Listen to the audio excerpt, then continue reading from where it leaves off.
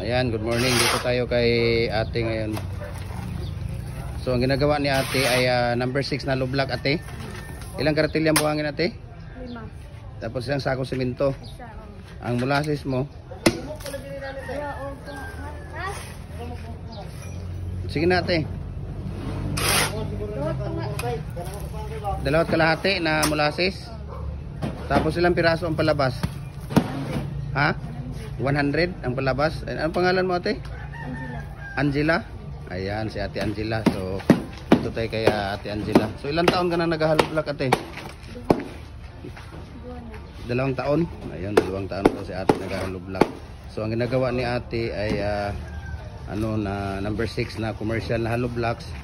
Tapos ang ang ratio ng buhangin niya 5 karatilya, tapos isang sakong simento, 2 kalahati na can molasses, tapos 100 pieces ang palabas niya.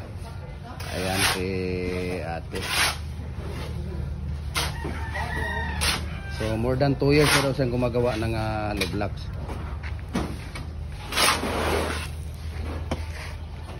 Ate.